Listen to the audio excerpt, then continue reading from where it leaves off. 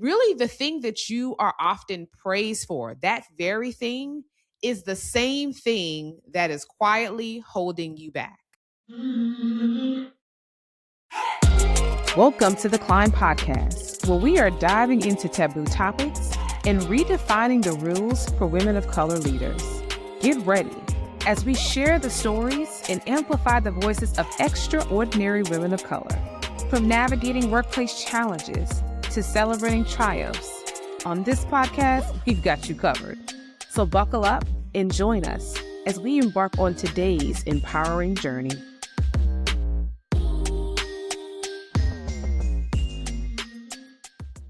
Welcome to the Climb Podcast. I'm your host, Felicia Smith, and this is the podcast that exists to have conversations about career development for women of color who are navigating spaces where the rules are rarely explained. So the topic for today is start where you find yourself, getting clear on your way forward. You know, one of the hardest truths in my career and in most women of color career is it's not failure. It's when you're doing well, but you really don't know what your next steps are. And the truth is, the first step to figuring out your future isn't figuring out your destination, but it's really understanding your current position, where you are today. And that's how you decide to move forward. You start where you find yourself. Now, on the Climb Podcast, we break down these conversations in a few segments. And our first segment is called Somebody Should Have Told Me. And this is where I share my lessons or guests share lessons that we've had to learn in our career. And the lessons were usually learned the hard way. And so today's lesson is really about midway through my career. You know, I had become what you consider too good at my job, which when do you hear someone say, hey, I've become too good at my job? But it is something that can happen. And it's really when you're working in a role where you're really good, leadership is coming to you for all the questions. If something is broke, you're fixing it. If there's something that someone needs, some analysis to be done, you know, you built the system. So everyone is looking to you for all the answers. So oftentimes in these roles, you are respected. People consider you reliable and you're the go-to person. But, you know, there was one day I really realized that I had become so good at said job that I had trapped myself. Because when you are the only person who is good at your job and you haven't trained anybody behind you, there is no bench, you haven't really done succession planning, the organization really is not going to want to see you move like they didn't necessarily want to see me move. And that's not because I wasn't capable of doing another job, but I had made myself too essential where I was. And so oftentimes when companies look at you and they're like, oh, I'd really like to let her go, but if I do, this thing is going to happen. And when you become that good, also, you really feel like your career is on autopilot, right? You're performing at a high level, but you're not getting exposure. And you're not really being positioned for the next level. There isn't a next step. And nobody really tells you that when you're building a career, you have to not only think about how you're building a career, but how you're lifting and climbing to make sure that someone's behind you understand and knows how to do that job. And really the thing that you are often praised for, that very thing is the same thing that is quietly holding you back. And if you are not paying attention, you can think, oh, you know, I'm doing it. People love it. I am respected. But you miss the fact that you are the only person who's doing it. And that is the thing that holds you back. Because the truth of the matter is organizations protect the systems that work. So if you are a system that work and you're a cash cow and you're making money for the organization, they're going to keep you right there. And that realization, you know, really leads me into the next segment, which is called Truth Is. And this segment is where we talk honestly about what's really happening behind the scenes and behind the curtains in our career. And those are the things that shape our advancement but aren't always explained. As a matter of fact, most of the time it's not explained. So people spend a lot of time thinking about what's going on the front end, but there's so much going on in the back end of our career. So we're going to start off segment 2, Truth Is, with something called the competence trap, right? So the competence trap typically happens when you're reliable, you're consistent, you're delivering all of the results, and the organization stops seeing you as someone who should move forward. And they really start seeing you as someone who needs to stay exactly where you are.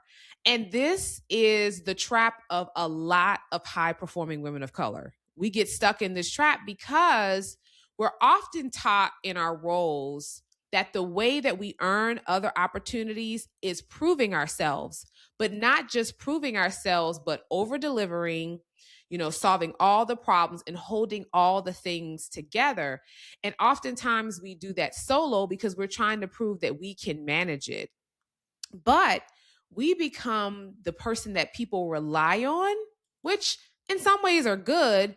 But if you're always just the person, again, who's executing and solving the problems and keeping things running, you become indispensable at work. And I did a video a long time talking about how you do not want to be indispensable. Like, you want to always be working yourself out of a job because there's always somebody else behind you who needs to know what you're doing so that they can come behind you and they never feel like, if Felicia's gone, I don't know what's going to happen to the organization. That's the competence trap. Once I recognized that I was in the competence trap, I had to start to pay attention to the signals that my career were sending me. Because the truth of the matter is, your career is always sending you signals, right? It's always telling you something about how you're positioned or how you're going to be positioned, whether you're paying attention or not. And oftentimes we're not paying attention because we're paying attention to getting the work done, adding value, adding to the bottom line. But there are really 3 signals in your career that you should never ignore. And you have to be intentionally paying attention to see intentionally paying attention. You have to be paying attention to see these signals, right? The first signal is if you are always the go-to person, but not the go-forward person, meaning people depend on you, you fix the systems, you keep it running, but leadership conversations about you aren't happening. Or if it's coming up, it's not coming up about you going to the next level. So when new opportunities appear, your name isn't even a part of the conversation. You're essential to execution, but you're not positioned for upper mobility. That's your first sign. The second sign is your work is visible, but you are not. And you probably are thinking that you are, right? Your deliverables are getting praise and people recognize the effort that you're putting in. But leadership isn't asking you for your perspective or your ideas or your strategic insight. And leadership tables are the tables where you find elevation, and they shape not only the work, but they should be looking at the people who complete them. But a sign that you are probably stuck is when they're praising your work, but no one's talking about you in terms of leadership in that next level. Signal 3, and the final signal is your role keeps expanding, it's getting bigger and bigger, but your position doesn't, right? Or you might get a little new title, but it doesn't come with a pay bump. So your work grows, your title doesn't change, your money doesn't change, but all of a sudden you have so many more things. That is a sign that your career is not moving forward. And most people miss these signs because sometimes we see it as a level of endearment. And let's be honest, there are times in your career where you're going to take on extra work and you're not going to get the extra pay, or you are really trying to get to the next level. That's fine. But we're talking about the consistency where you're always delivering, you're always proving yourself, but advancement is rarely coming with all of that additional work. So it's really understanding how you are positioned in your organization. And oftentimes we don't stop to think about this. We don't stop to understand how we are being perceived in the workplace. We have an idea about ourselves. Now, if you've been listening to the last 2 podcasts, you listen to me, I am doing amazingly, right? Like everything that I do, I'm probably walking on water if you ask me. But the truth of the matter is on the back end, I'm having real conversations with myself about how I'm positioned in my career. Outside of the work, outside of performing, how do I feel I'm doing in that job? And then how do I see other leaders perceive me when it comes to my current position and my next position? So that wraps up Truth Is. Welcome to The Climb, a space designed just for women of color who desire managerial, leadership, and even C-suite positions. To achieve this level of success in your career, you need a trusted community that will embrace you while helping you to navigate to your highest career goals. Join The Climb for free. We offer the following resources: The Climb Podcast, Standing on Her Shoulders Leadership Development Program, Women of Color Coaching Network, the Boardroom Training Program, and the Climb newsletter. Go to www.the-climb.org and click the button Become a Member, and we will keep you updated with our simple and fun newsletter and events that we have coming up soon. You don't want to miss it. Go to www.the-climb.org. See you soon. We're going to lean right on into our final segment, which is called Another Rung, Mended, and Climbed. And this is where we take all the lessons from the conversation and we turn them into practical things and something that you can use to actually move forward in your career. Because remember, this podcast is all about giving you tangible things to help you to move forward. And so we're going to start with 4 things that you can start doing right now. This is a quick podcast, so it should be quick for you to move forward, right? So step 1, do your career inventory. Look at your career. Ask yourself some very key questions. What energizes you at work? What drains you at work? And what problems are you always being asked to solve? And look at the patterns that it reveals about your strengths. Look at the things that you're being asked to do, because another part of competence trap is when people are asking you to do always the deep and down and dirty jobs and you don't enjoy it, but you're doing it because you feel like it's leading you somewhere, but then it's also not leading you anywhere.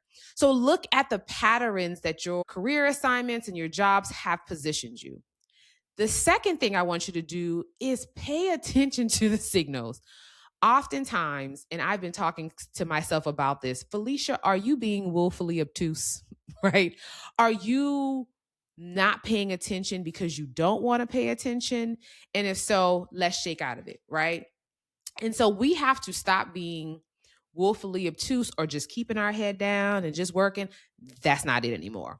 We have to ask ourselves some hard but truthful questions, like what meetings are we being invited to? What decisions are we a part of? What are leaders asking for our opinions? When are they asking for our input, our strategic input? These key questions will tell you how you're positioned. So if no one's ever asking your opinion, you're not invited to the meetings, but your work's always in the meetings, that's going to tell you a lot about how you're positioned in your job. Okay, step 3 is identify the gap. Okay, so now you've looked at what makes you happy in a job, what your strengths are, what's draining you. You've also looked at maybe there's some gaps on meetings you've been invited to, conversations you've been a part of. And now the question is, where are you and where do you want to go? And then where's the gap between where you are today and where you want to go? Is it a visibility gap? Is it a leadership exposure gap? Is it a network gap? Once you identify what that gap is, then you can begin to design a strategy. So you see how important it really is. You can't just start from your destination. You have to start where you find yourself, because today informs what tomorrow looks like. And oftentimes we just say, I want to go to this new job, or I want to do this thing, and we just start leaning forward to that. But there's so much that you need to understand about your current circumstance to even see if it's possible or how you navigate that. And I think that's the biggest mistake people make, is just focusing on the destination and not looking at where they are today. And then step 4, the final step is make one strategic move, not 10 moves, right? One move, one thing that's going to set you up for being a more strategic leader, whether that's volunteering for a strategic initiative, building a sponsorship relationship, finding, mentors to talk to who could help you to figure out what that one step is. Progress does not come, and it really doesn't start with a perfect plan. It just starts with one step, something intentional that you're going to do to help to move your career in the right direction after you have gone through the assessing. You've looked at where you are, you've looked at where you believe you have been perceived to be, and then where you want to be, and then you figure out what that step is. Those are the 4 steps. And I want you to work through those 4 steps, because I will tell you, in my career, when I had to sit down with that, because it's easy to say that my career wasn't moving because of this person and that person, and they didn't do da da da da. But the uncomfortable truth that I had to sit with was I did not do everything I could in that moment to set myself up for success. And if everything is working and nothing is changing, I had to realize that my career really was on autopilot. And although that felt successful, it was stagnant in a lot of ways. And if I'm not moving forward, then I'm moving back. And that's just Felicia's thing. And so when I recognized that, I had to sit with it and take ownership for the part that I played. And then I had to make a decision that I wasn't going to wait for someone else to position my career. I wasn't going to wait for some other thing, whatever that other thing is, that I was going to start seeing my career intentionally. I was going to start asking different questions. I was going to try to figure out how I become a part of these conversations and be seen more value added strategically. And once I started understanding that piece and really evaluating on a very regular basis and really thinking about my career strategically, not just thinking about the work, but the back end of my career. It's almost like, driving a car. You're driving a car, it's cool, but you got to keep up with that maintenance, because at some point it just all breaks down. Your career is just driving the car. But the maintenance, making sure that everything's working well, is the part that you have to do. And you have to do that on a very regular basis to make sure that you're being positioned well. So that's the episode. That's the pod. But I want to leave you with one question. Where do you actually find yourself right now in your career? Not your title, not your job description, but where are you really positioned? Ask yourself that question. And that is tough. That's not a quick question you answer, but clarity about where you are is the first step to deciding where you're going to go next. I hope that resonates for you. And if it did resonate for you, I want you to share this podcast episode with another woman who may be trying to figure out what her next move is, because it is not an easy thing to do, particularly when you don't know where you are today. Because we are not just climbing careers, we are building ladders for other women who are coming behind us. So until next time, keep climbing, keep scribing, subscribe to this podcast, and follow us on all the places where you take in podcast episodes. And until next time, I will see you next week. Thanks for tuning into the Climb Podcast. If you enjoyed today's episode, don't forget to subscribe, rate, and review us on wherever you listen to podcasts. For updates and behind-the-scenes content, make sure you're following us on Instagram and LinkedIn at Join the Climb. Until next time, keep climbing and keep thriving, sis. See you next episode.